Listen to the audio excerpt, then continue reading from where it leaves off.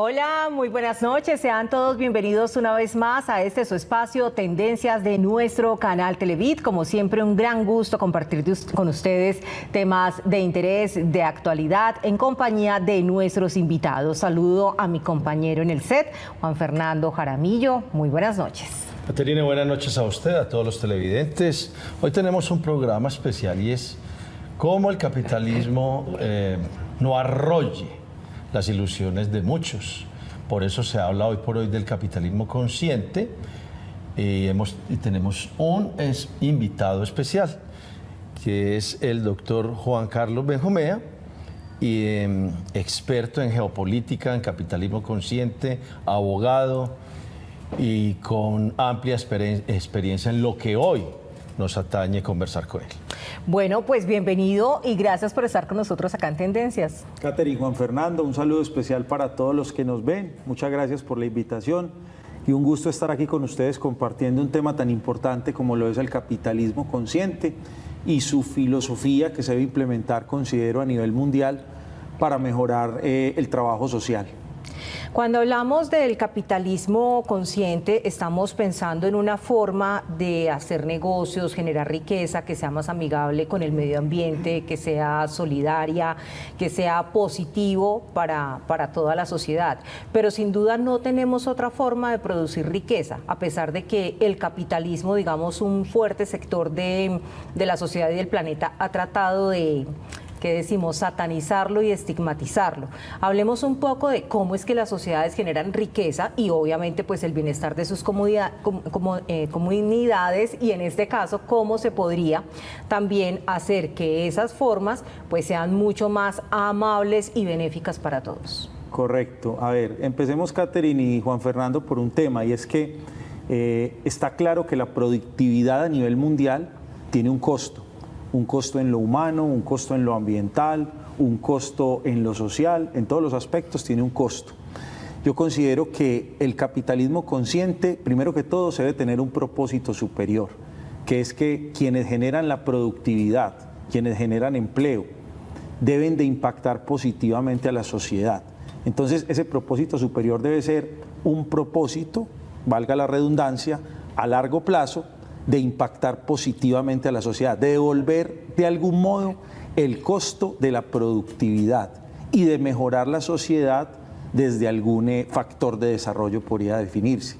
Entonces, yo considero que en Colombia todas las empresas están ya con esa gran conciencia de que la productividad genera un costo, pero hay que devolverle a la sociedad de algún modo todo lo que, digamos, impacta la productividad. Entonces, el capitalismo consciente está encaminado a generar un impacto positivo en la sociedad. La empresa privada, mire, la teoría del capitalismo consciente yo no la comparto.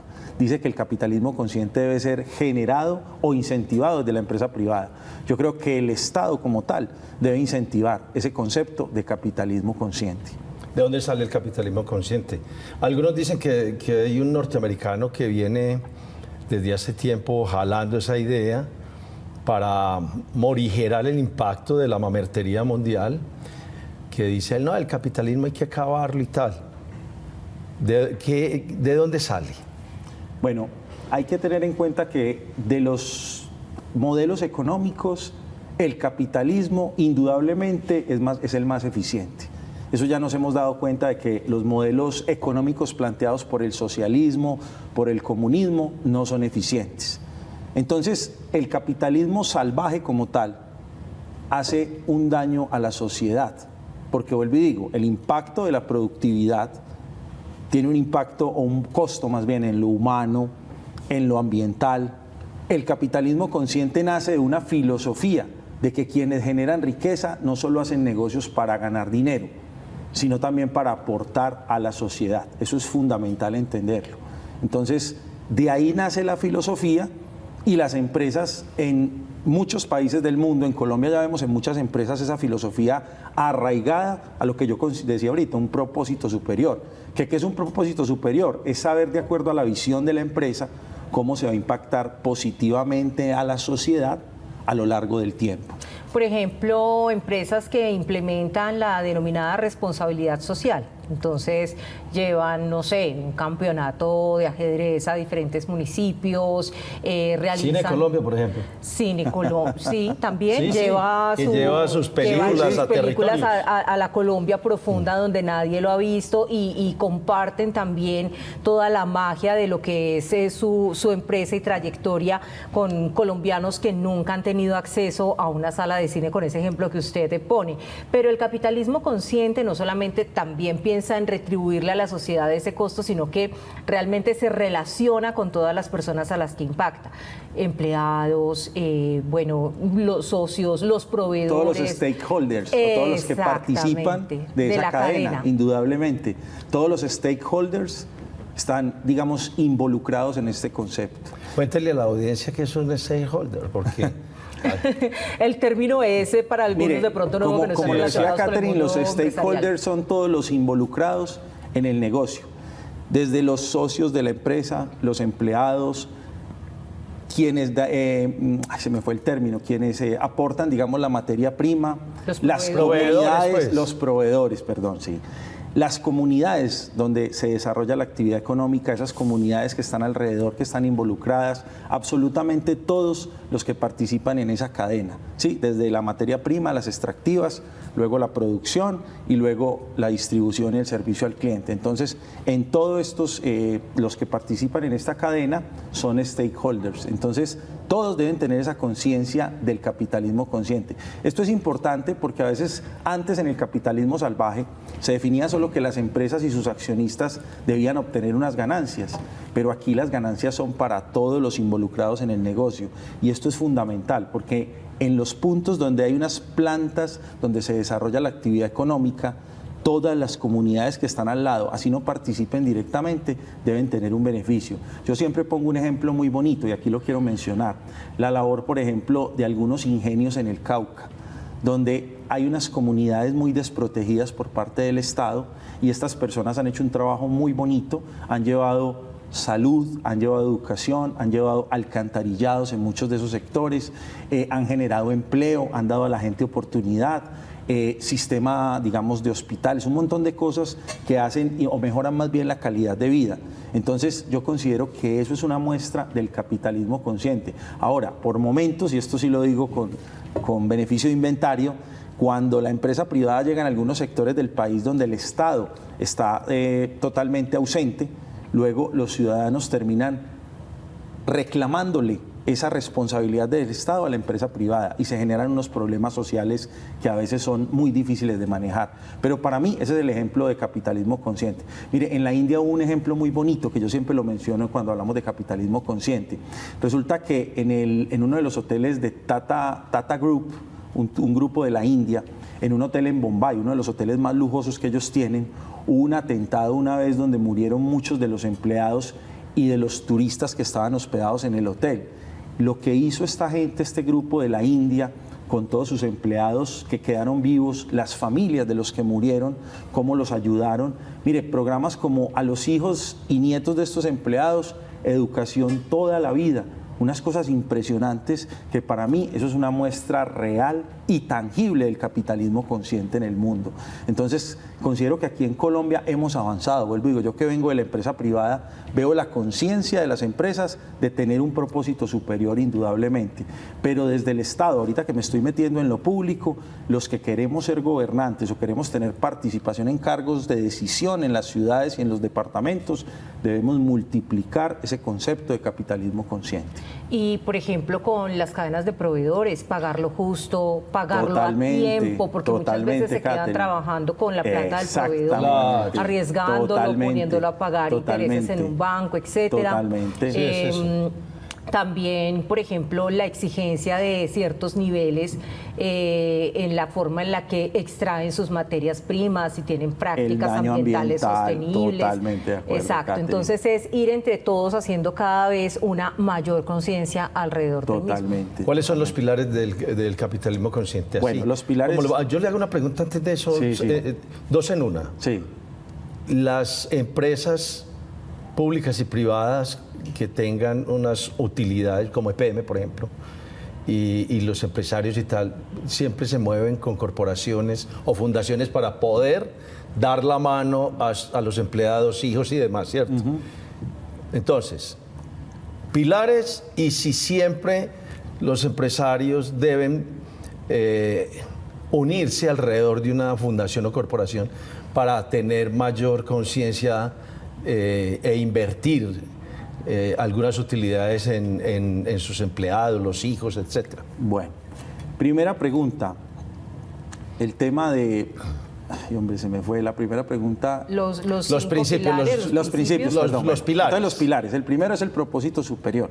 ¿Cuál es el propósito superior? Una visión a largo plazo, a lo largo del tiempo, de cómo impactar positivamente a la sociedad. Lo segundo, un liderazgo consciente.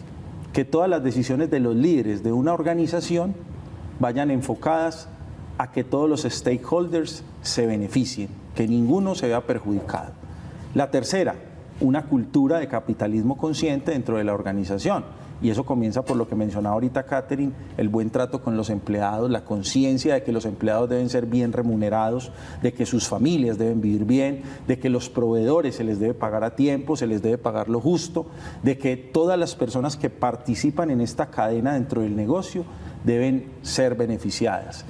Y lo último es que todos estos stakeholders tengan esa conciencia generada desde el interior de la empresa privada y vuelvo y repito, incentivada por el Estado.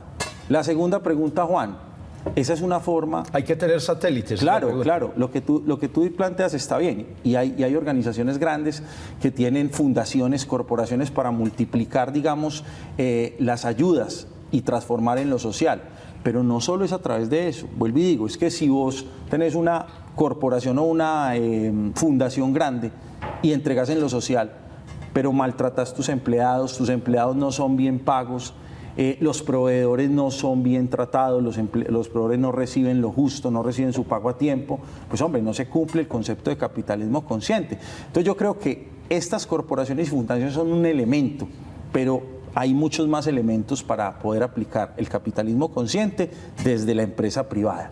Lo que tú mencionabas de EPM, para mí EPM no es solo una empresa que genera un beneficio, un rédito económico. El trabajo social de EPM debe ser incansable, porque realmente llevar servicios públicos a los hogares de Medellín es una labor social que se debe hacer muy bien estructurada. Entonces, en EPM hay que complementar tanto lo económico, que es un rédito importante, y las transferencias del 25 al 30% para el distrito de Medellín, pero el trabajo social tiene que ser también muy importante en una empresa como EPM. Sí, eso es un ejemplo, pues. Eso es un Sí. ejemplo, Juan. Cuando estamos hablando entonces de este capitalismo consciente, nos referimos a empresas o industrias, emprendimientos, porque además siempre pensamos es en las grandes empresas y la verdad es que todos podemos ser parte de esta cadena de valor que siempre está pensando en el potencial humano, en entregar lo mejor de sí, en ver cómo innova, en siempre estar en un proceso de aprendizaje permanente y permitirle obviamente el propósito a la empresa de crecer generando utilidades, pero utilidades no solamente para acumular, sino utilidades que se puedan irrigar a toda la sociedad. Totalmente. Vamos a irnos a una breve pausa para unos importantes mensajes y ya continuamos con más de Tendencias aquí en nuestro canal Televid.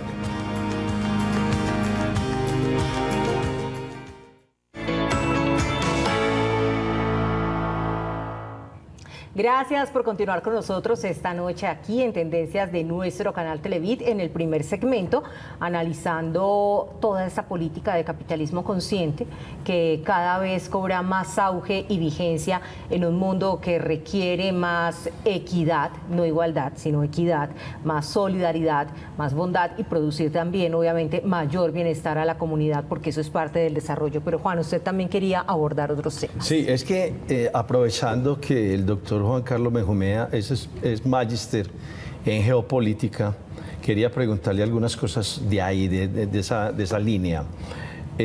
¿Cómo estamos en geopolítica ambiental con la Amazonia, toda la zona que tiene ese pulmón de América? ¿Cómo estamos frente a el petróleo, estas decisiones de no tener exploración ni exportación? ¿Cómo nos vemos ahí? Bueno, Juan, yo quiero iniciar por mencionar que Colombia es un país que genera un interés especial en algunos países desarrollados del mundo. Hablemos puntualmente de Rusia y China, tienen un interés especial en la Amazonía. Colombia, como todos sabemos, tiene un 6.4, alrededor de 476.000 kilómetros cuadrados de la Amazonía, le pertenecen a Colombia. Entonces, Colombia es visto como un objetivo rentable para algunos países del mundo. Lo otro es lo que usted mencionaba ahorita. A mí mi concepto es que parar la exploración de petróleo aquí en Colombia es un error grande. Eso es realmente la riqueza del subsuelo, nos sirve para combatir la pobreza del suelo. Entonces considero que parar la exploración, en estos días leía que los hidrocarburos generan en Colombia alrededor de 475.000 empleos. Parar esta exploración disminuiría, de aquí al 2030, más o menos un 40% de esos empleos. Entonces, hombre, un país donde al contrario de desincentivar la generación de empleo, porque ahí se aplicó la frase que decía Ronald Reagan, y es que la mejor política social es un empleo para las personas, un buen empleo. Entonces, aquí en vez de incentivar la generación de empleo, la estamos desincentivando.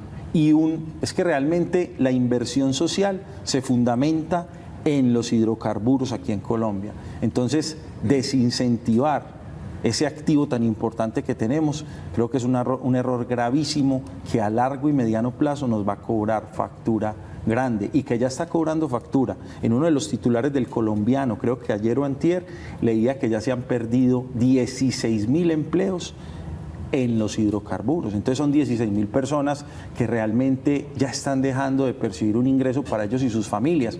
¿Cuántas regiones del país que el abandono del Estado es absoluto? Llegan empresas petroleras y lo mismo que mencionaba ahorita en Cauca, generan desarrollo, generan comercio, generan una dinamización de la economía. Ahora que estas petroleras empiecen a irse como ya se han ido algunas, ¿qué va a pasar en todas esas regiones del país? Esto es un tema de fondo que debemos analizar con una visión holística. Yo creo que aquí ha faltado seriedad por parte del gobierno para hacer un análisis que favorezca al país.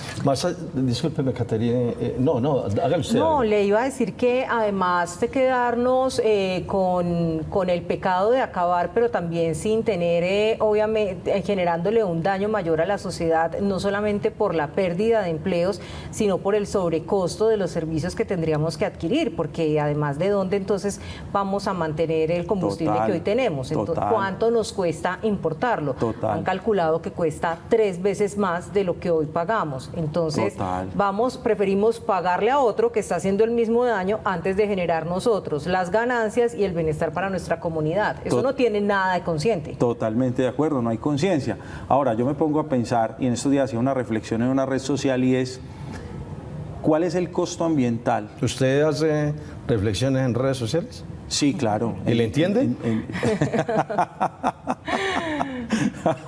Por supuesto, Juan, hombre. Hablo muy enredado, que he estado muy enredado. No. Sí, ¿por qué la pregunta? Porque es que las redes se han convertido en una puja de peleas, insultos y demás, pero cuando uno hace una reflexión seria, es difícil que esos peleadores la entiendan. No, Juan, es que depende. Uno sabe dónde habla, no sabe muchas veces quién lo escucha, pero sin duda también hay mucho capital humano que está pensando en sacar este país adelante y comprende obviamente la condición. Desafortunadamente sí me uno a su reflexión.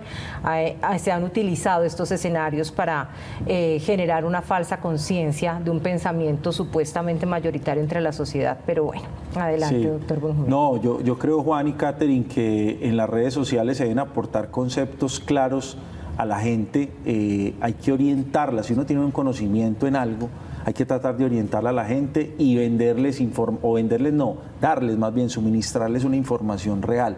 Yo creo que las redes se prestan para todo y hemos visto en estos días casos de redes que uno se queda realmente preocupado. Y lo que tú dices, Juan, a veces es más la agresión y tratar de dañar al rival o a la persona que está de pronto en una carrera, si es política, si es empresarial. Yo creo que debemos argumentar, mayor argumento, más diálogo y llegar a acuerdos. Creo que más que agresiones debe ser el camino que debemos elegir. Así ¿Y es, se acabó hay el una imposición programa? de narrativa. Sí, esto fue muy rápido. Pero Caterina bueno. está hablando mucho, ¿cierto?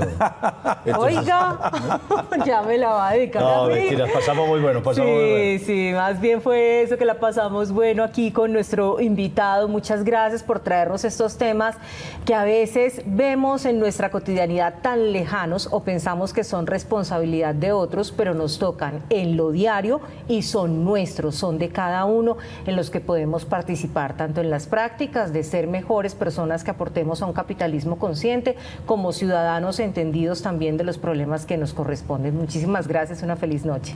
Catherine, Juan Fernando, un gusto compartir aquí con ustedes. Un saludo para todos los que nos ven y bueno, un gusto compartir estos temas con ustedes. No, Muchísimas gracias a usted, hincha del Nacional. Y yo sé por qué lo digo. Bueno, usted sabrá, Juan. Así es, y nosotros con ustedes tenemos una cita en un próximo Tendencias. Quédense con nuestra programación. Feliz noche.